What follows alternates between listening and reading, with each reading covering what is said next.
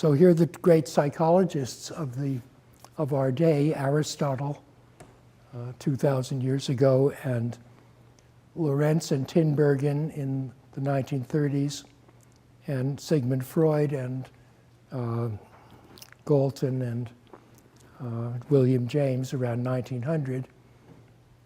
And then what went wrong?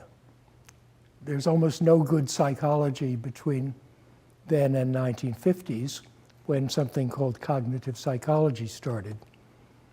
And it was partly due to people who said, let's make psychology more scientific.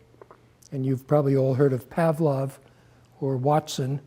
And what happened is around 1900, some psychologists said, well, these Galtons and Freuds and William James are very poetic and expressive and literary, and they write much better than we do and tells good stories, but they're not scientists and they don't do reproducible experiments. So what we have to do is simplify the situation to find the basic laws of behavior. So let's take a pigeon and put it in a vacuum in the dark. Well,